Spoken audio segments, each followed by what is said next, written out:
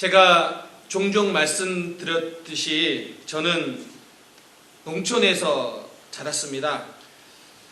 농촌에서 꼭 필요한 일 중에 하나가 뭐냐면 품앗이입니다. 모두가 아는 것처럼 품앗이는 서로 날짜를 정해서 다른 사람들의 일을 도와주는 노동력의 교환입니다. 제가 초등학교 다닐 때만 해도 농기계가 별로 활성화되지 않았기 때문에 품앗이를 좀 더 많이 했습니다. 모내기를 할 때는 반드시 이 품앗이를 해야 됩니다. 저는 주로 이렇게 줄을 잡고 이렇게 동네 어른들이 모 신기는 걸 도왔고, 제가 초등학교 고학년이 되어서는 제가 이제 모를 이렇게 신기는 것들을 여러 번 했습니다. 옷을 이렇게 입고 논에 들어가서 이렇게 모를 신길 때 방법이 있는데 그걸 하나씩 배워가면서 했습니다. 지금도 기억이 납니다. 좀 제법 폼이 나오지 않습니까? 모내기를 할 때 그냥 대충 심으면 안 되고요. 이렇게 심었다가는 다 떠내려가고 반드시 이렇게 꼽아야 되는데, 그런 기억들이 참 많이 있습니다. 그런데 그 품앗이를 하면서 저는 이런 생각을 했던 적이 있습니다. 품앗이는 서로의 일을 해주는 것이기 때문에 결론적으로 보면 일하는 숫자는 같습니다. 우리 집 일을 하는데 3명의 사람이 와서 일을 도와주면 반드시 이 집도 3일을 걸쳐서 다른 집의 일을 도와줘야 됩니다. 그렇게 보면 자기가 자기 집 일하는 것과 동일한 날짜예요. 또 한 가지는 시골에서도 일을 좀 더 잘하는 사람이 있고요, 일을 좀 더 못하는 사람이 있습니다. 분명히 그런 분들이 존재해요. 자, 그러면 젊은 사람이 혹은 일을 잘하는 사람이 하루 동안 감당할 수 있는 농사일과 나이가 좀 드신 분들이 혹은 일을 잘 못하신 분들이 하루 동안 일해야 되는 일의 양은 분명하게 달라요. 그럼에도 불구하고 모든 집집마다 품앗이를 요청하고 있다라는 것입니다. 왜 굳이 자기가 자기 집 일을 해도 되는데 품앗이를 할까요? 사실 일을 잘 하든 못하든 간에 이 품앗이는 모든 농사 짓는 사람들에게 유용하고 힘이 되는 일입니다. 이번에도 제가 한국 가서 보니까 저희 어머니가 동네 분들하고 전화하시면서 품앗이를 계속 하고 조율하고 있더라고요. 사실 사람들은 그렇게 말합니다. 농촌에서 품앗이를 하는 이유는 공동체 의식의 배양이다 라는 말을 하기도 합니다. 물론 맞는 말입니다. 그런데 제 경험에 의하면 품앗이를 하면 함께 일하는 것이기 때문에 훨씬 더 효율적입니다. 혼자서 할 수 없는 일까지 품앗이를 하면 가능해지기도 합니다. 또한 함께 일하면 혼자 일하는 것보다 훨씬 더 쉽습니다. 즐겁습니다. 뿐만 아니라 시골에서 품앗이를 할 때, 농사를 지을 때 이 품앗이를 하면서 농사 정보도 주고받기도 하고요, 혹 종자가 남으면 다른 사람에게 그냥 주기도 하고요, 빌려가기도 하고요, 심지어는 소통의 창구가 되는 일입니다. 특별히 저희 부모님이 살고 있는 시골 같은 경우에는 신앙의 교류의 장도 되기도 합니다.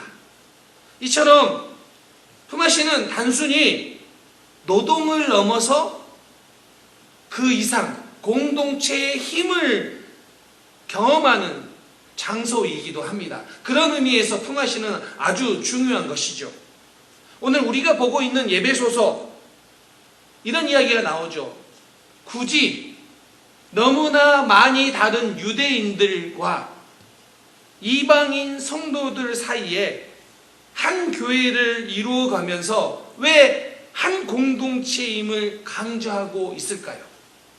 너무 많이 다른 두 집단인데 유대인 성도들과 이방인 성도들이 함께 모여서 너희는 한 공동체가 되었다라는 것을 강조하고 있을까요? 오늘 우리가 보고 있는 이 예배소서는 분명히 그렇게 이야기하죠. 이 두 다른 집단을 예수 그리스도께서 죽으심으로 담을 허셨다, 그리고 하나 되게 했다라고 이야기를 했습니다. 그리고 오늘 본문에서는 이 이방인 성도들을 향하여 이렇게 말합니다. 19절. 그러므로 이제부터 너희는 외인도 아니요 나그네도 아니요. 자, 외인이란 말이 헬라어로 크세노이인데 방문자들, 외부 사람들을 말하는 단어예요. 그리고 나그네는 파로이코이라는 단어인데 이게 법적으로 거주를 허가받은 외국에서 생활하는 사람, 즉 거주 외국인을 가리켜요. 근데 그들 향하여 이제 너희는 외인도 아니고 나그네도 아니라라고 말을 합니다. 그러면서 이 이방인 성도들을 향하여 뭐라고 이야기하냐면 여러분들은 오직 성도들과 동일한 시민이요 하나님의 권속이다라고 말을 합니다. 여기서 동일한 시민이라는 이 단어가 심폴리타인데 이게 동료 시민을 의미하는데 그냥 이게 단순히 동료 시민이라는 의미보다는 이방인 성도들에게 성도들의 동료 시민이라고 표현하면서 이것은 연합과 평화를 강조하는 의미입니다. 게다가 하나님의 권속, 이 권속이라는 단어가 OEKOE라는 단어인데 이게 특정한 집안에 속한 구성원을 가리키는 말로 사용하고 있습니다. 근데 이 말이 디모데전서 5장 8절에서는 가족, 그리고 갈라디아서 6장 10절에서는 가정이라고 번역했습니다. 그러니까 이방인 성도들이 이제 어떻게 되었느냐? 하나님의 집안에 속한 가족의 일원이 되었다라는 의미입니다. 여러분, 우리 모두가 예수를 믿음으로 말미암아 우리 모두는 하나님의 집안에 속한 가족의 일원이 되었습니다. 여러분, 이 사실을 꼭 믿으시기 바랍니다. 자, 그런데 중요한 것은 무엇이냐면 이렇게 다른 사람들, 생김새도 다양하고 생각도 다양한 사람들이 모였는데 이 모인 사람들이 하나님의 집안에 속한 가족 공동체가 되기 위해서는요, 반드시 함께 공유해야 될 원리가 있다는 겁니다. 우리가 서로 다르지만 그럼에도 불구하고 우리가 하나님의 자녀가 되었고 그런 공동체가 되었으니까 이 공동체에 속한 모든 사람들은 동일한 원리를 가지고 살아가야 될 법칙들이 있다는 것입니다. 여러분들은 신앙생활을 하면서 교회를 바라보면 어떤 생각으로, 어떤 마음으로 교회를 바라보고 계십니까? 혹은 교회를 섬기실 때 어떤 원리를 가지고 교회를 섬기십니까? 오늘 본문은 우리에게 그 원리에 대해서 이야기해 줍니다. 첫 번째로 우리가 추구하는 공동체는 예수 중심의 공동체입니다. 자, 20절. 너희는 사도들과 선지자들의 터 위에 세우심을 입은 자라 그리스도 예수께서 친히 모퉁이 돌이 되셨느니라. 자, 여기에서요, 모퉁이 돌이라는 것은 당시에 건축할 때 벽과 벽을 이어주는 중요한 돌이에요. 이 건물을 지탱하는 가장 중요한 돌이 바로 모퉁이 돌이고요. 이 모퉁이 돌은 건물의 모든 하중을 받는 돌이에요. 그래서 이사야 28장 16절에 보면 이렇게 나와요. 그러므로 주 여호와께서 이같이 이르시되 보라 내가 한 돌을 시온에 두어 기초를 삼았노니 곧 시험한 돌이요 기하고 견고한 기초돌이라. 그것을 믿는 이는 다급하게 되지 아니하리로다. 자, 모퉁이 돌은 건물의 중요한 주춧돌입니다. 그래서 실제로 팔레스틴 지역에서는요, 이 주춧돌이, 모퉁이 돌이 발견되곤 합니다. 1990년대 고고학자들이 예루살렘 성전의 기초가 된 거대한 돌 5개를 발견했다라는 기록이 있습니다. 그런데 이 돌은 건물의 무게의 많은 부분을 차지했고 벽을 단단하게 결합했다라는 연구 결과가 나왔습니다. 그래서 어느 정도냐면 가장 큰 돌이 16.7m고요. 길이가 그리고 높이가 3.3m, 넓이가 4.2m, 무게가 570톤으로 추정되는 그런 돌들이 발견됐습니다. 자, 무슨 이야기입니까? 모퉁이 돌은 건축물의 하중을 다 받는 것처럼 교회는 예수님이 중심이 되어 있는 공동체여야 된다라는 뜻입니다. 마태복음에서도 예수님이 모퉁이 돌이 되셨음을 이렇게 말씀하셨습니다.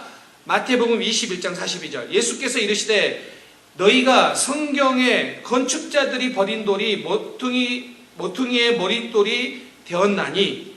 자, 이제 오늘 본문으로 돌아오면 이렇게 표현할 수 있습니다. 에베소 교회에 유대인 성도들과 이방인 성도들이 모여서 하나가 되려고 했는데 그게 너무 어려웠습니다. 맞아요, 어렵습니다. 오늘날 교회도 하나 되라라고 말은 하지만 하나 되는 게 그렇게 쉽지는 않습니다. 자, 그런데 그들이 하나 될 수 있었던 이유가 무엇이냐? 바로 예수님이 모퉁이 돌이 되었기 때문에, 예수님이 그 교회의 공동체의 중심이 되었기 때문에 가능한 일이 되었다라는 것입니다. 오늘 우리 교회도 마찬가지입니다. 너무 다양한 사람들이 모여있지만 우리가 하나 될 수 있는 근거는 여러분의 인격적인 훌륭함이 아니라 어느 한 사람의 뛰어남이 아니라 우리 모두가, 우리 교회는 예수님이 중심이기 때문에 가능하게 될 줄 믿습니다. 이런 책이 있어요. 연애하는 부부. 거기에 보면 작가가 여행을 하다가 한 남자를 만났어요. 근데 그 사람이 결혼 반지를 오른손 집게 손가락에 끼고 있었어요. 그래서 도저히 그냥 넘어갈 수가 없어서 이 작가가 이렇게 물었습니다. 결혼 반지를 맞지 않는 손가락에 끼셨군요. 이렇게 물어요. 그랬더니 그 남자가 이렇게 대답합니다. 네, 이것처럼 저는 맞지 않는 여자와 결혼을 했거든요. 사실 많은 부부들이 서로 잘 안 맞는다고 이야기합니다. 우리 교회에서도 그래요. 잘 안 맞아요. 그런데 왜 결혼했을까요? 사실은 데이트할 때 상대방의 의견과 생각을 맞추려고 노력했기 때문에 그게 가능했던 일이에요. 그러니까 잘 맞아서 결혼한 사람도 있지만 잘 맞지 않은데 왜 결혼했느냐? 데이트할 때는 내가 상대방의 생각과 취향의 의견에 내가 맞추려고 노력했기 때문에 그게 어렵지 않았던 거예요. 참고로 여러분, 식당에서 메뉴를 먹을 때에도, 메뉴를 고를 때에도, 영화를 볼 때에도 대부분은 맞추려고 노력했던 흔적들이 많이 있을 거예요. 다. 저희는요, 데이트할 때 제일 많이 먹었던 메뉴가 잡채밥입니다. 제가 제일 좋아하는 그 당시에 메뉴가 잡채밥이었습니다. 근데 지금 저희 아내는 식당에서 절대 잡채밥을 먹지 않아요.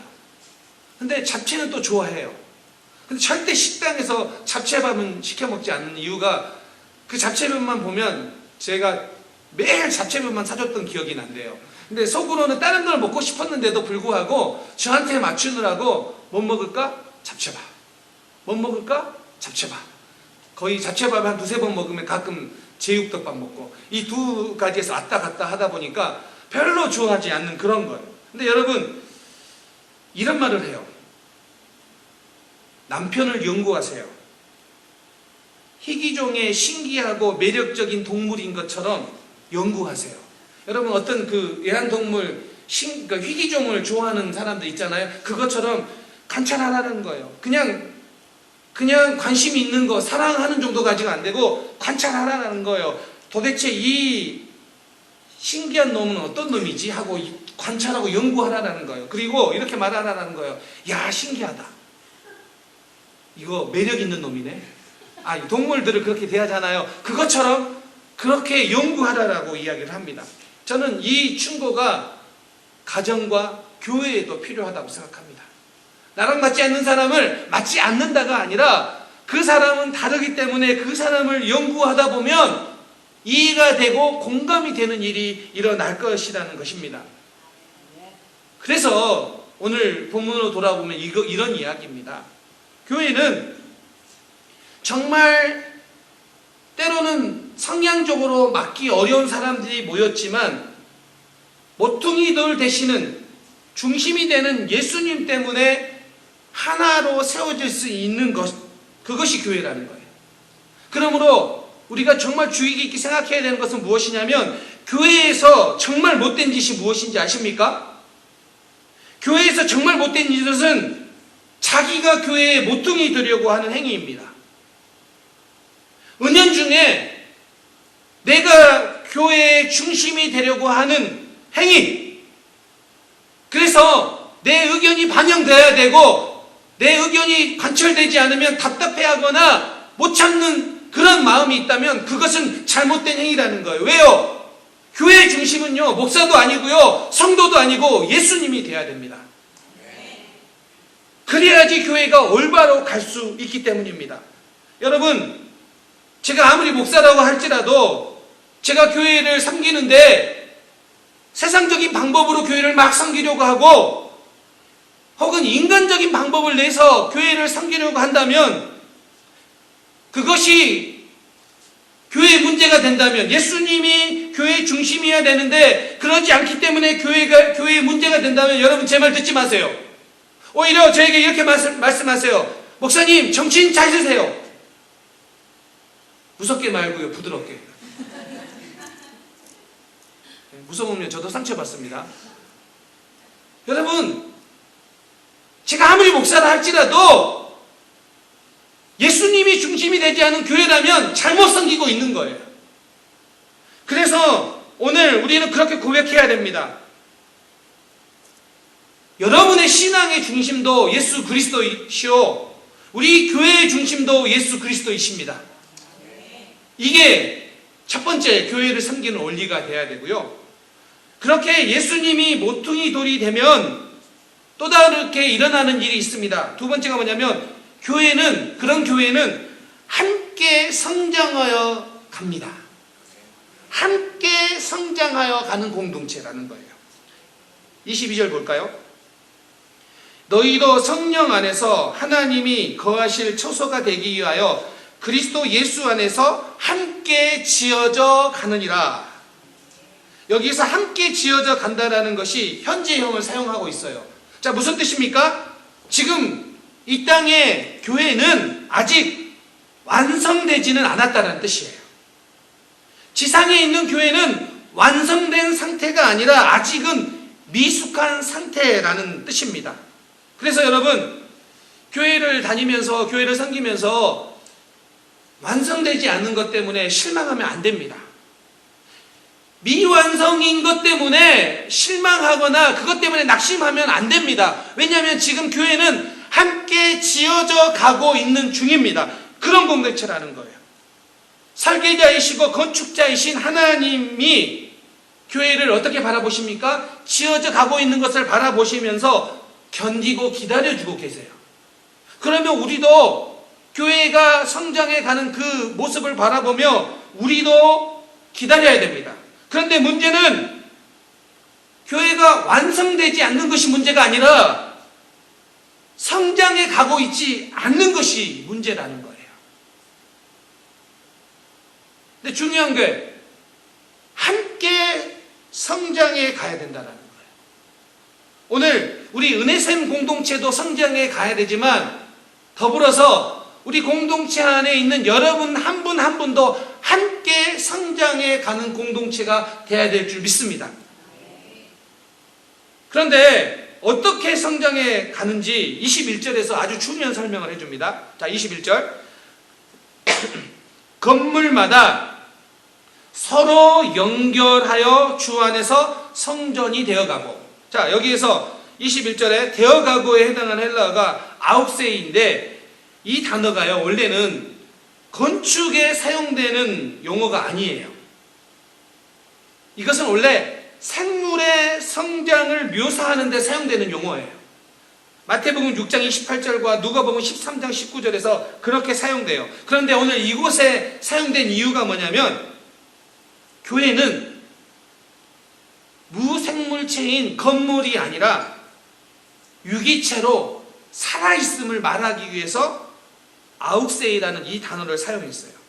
그리고 21절에서 서로 연결되어 성전이 되어 간다라는 뜻이에요. 자, 어떻게 성장해 갑니까? 서로 연결됨으로써 자라간다는 거예요. 그러니까 내 인격이 훌륭해졌기 때문에 다른 성도들과 연결하는 것이 아니라 내가 다른 성도와 연결됨으로 성장되어 간다라는 의미입니다. 여러분, 왜 우리 성도들이 중요합니까? 나 혼자 신앙생활하는 것이 아니라 서로 연결됨으로 인하여 우리 모두는 성장하여 함께 지어져가는 공동체라는 뜻을 오늘 본문이 우리에게 이야기해주고 있습니다. 그래서 내 마음과 맞는 어떤 사람과는 연결하고 그렇지 않는 사람과는 내가 더 훌륭해지면 나중에 연결하지가 아니에요. 그럼에도 불구하고 연결해 가면서 내가 또 우리 공동체가 함께 지어져 갑니다. 반드시 이 사실을 여러분 기억해야 됩니다.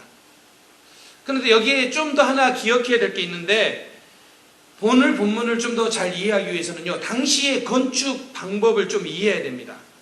이 당시에는요, 벽돌이 오늘날처럼 잘 나오던 시대가 아닙니다.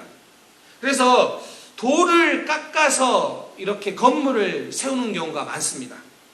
그런데 벽을 쌓기 위해서는요, 돌들을 모아야 되는데 크기도 다르고 모양도 다른 많은 돌들을 이렇게 모으는 거예요.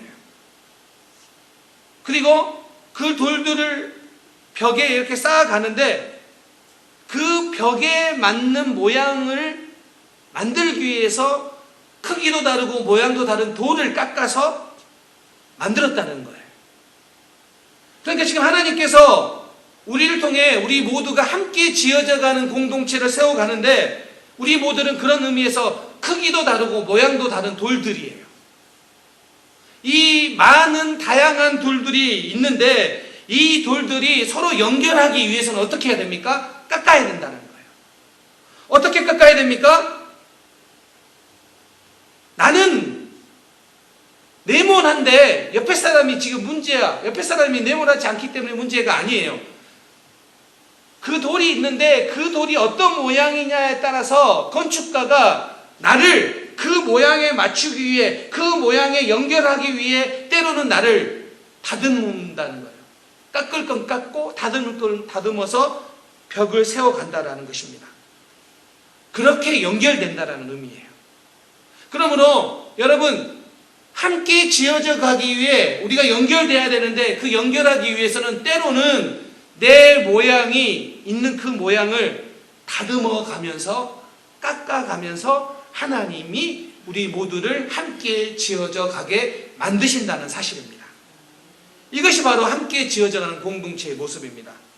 그리고 이 함께 지어져 가는이라에 해당하는 헬라어가 시노이코도 메이스데인데 이 말은 현재 수동태예요. 이게 수동태라는 뜻이 이런 뜻이에요.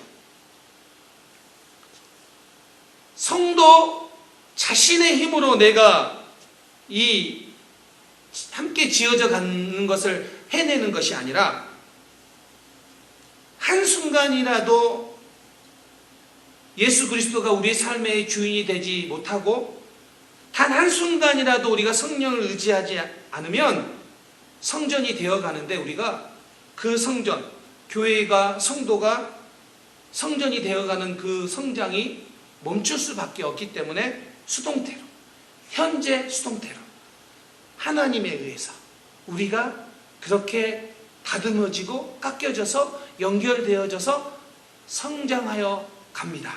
함께 지어져 갑니다. 라는 그 메시지를 오늘 우리에게 던지고 있습니다. 사랑하는 성도님들, 여러분 우리 공동체를 보면서 나는 진짜 내 몸 반듯한데 왜 저 사람이 저렇게 특이해가지고 자꾸 이게 세워지지 않을까? 이것은 우리의 죄된 인간의 특성이 만들어내는 생각이에요.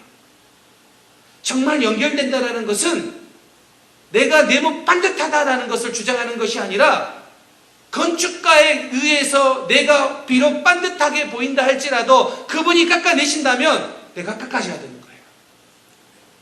왜요? 그 벽을 세워가는 데 있어서 때로는 어떤 돌은 깎아내야 되죠. 굳이 꼭 반듯해야 되는 것이 아니라 깎아야 될 부분이 있기 때문이에요. 그렇게 바라본다면 그 깎아진 돌도 함께 지어져 가는 거고요. 비록 울퉁불퉁한 그 돌도 함께 있을 때는요, 하나님의 필요에 맞게, 그 사용에 맞게 함께 지어져 가는 돌이 된다라는 뜻입니다. 그래서 우리 성도님들은 그런 고백들이 있기를 원합니다. 왜 우리 교회에 저런 돌이 있을까? 왜 이쪽만 이야기하면 또 이쪽 분들이 섭섭해할 것 같아서, 왜 우리 교회에 저런 돌이 있을까? 이거는 잘못된 생각이에요.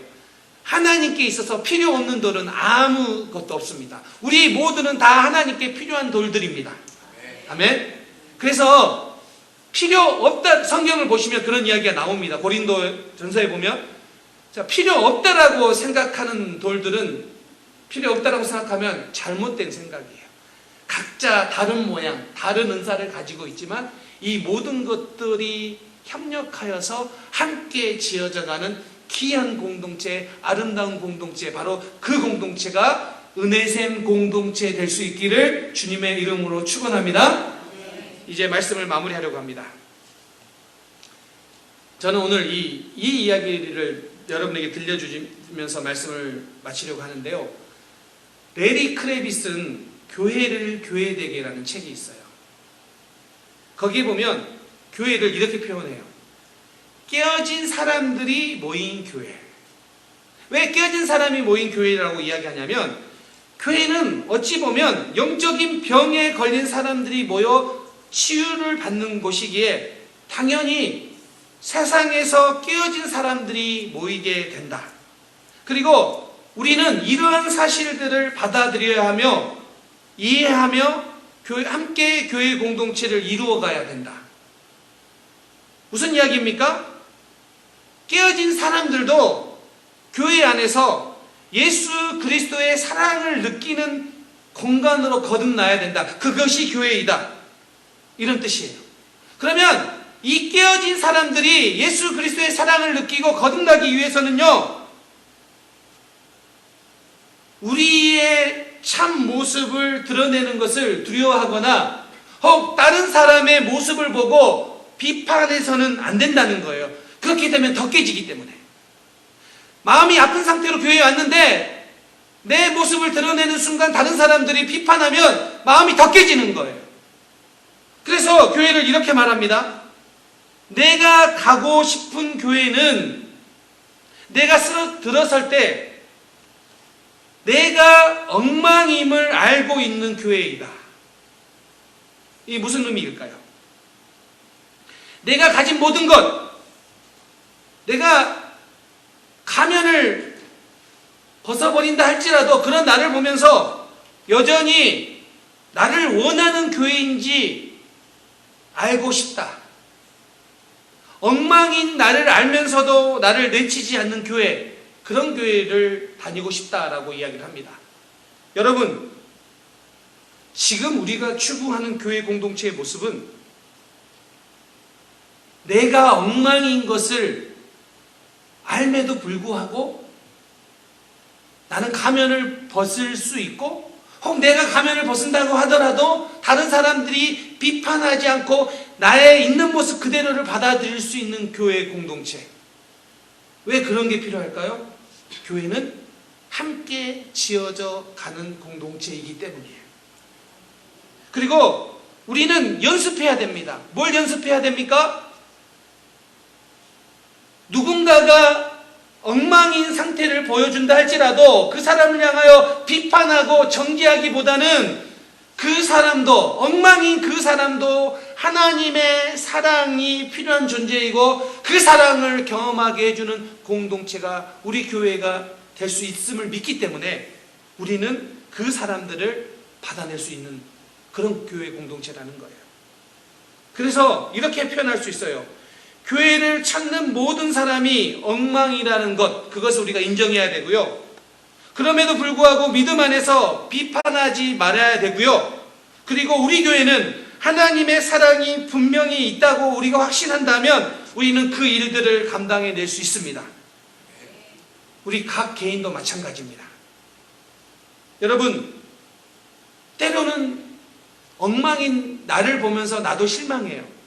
그런데 그런 나를 품어줄 수 있고 받아줄 수 있는 성도, 그리고 그 성도가 받아줄 수 있는 근거는 하나님의 사랑, 그것이 오늘 우리 모습이 되기를 원합니다. 여러분, 우리가 정말 어린 아이를 바라볼 때, 그 아이를 외부적으로만 바라볼 때는요, 그 아이는 도움만을 필요로 하는 존재예요. 여러분, 걷지도 못하는 베이비가 그 아이를 보면서 우리가 뭘 기대하겠습니까? 그 아이는 도움만을 요구해요. 너무 어리기 때문에. 그런데 여러분, 우리가 바라봐야 될 관점이 뭐냐면 함께 지어져 가느니라. 그 아이가 지금은요 걷지도 못해요.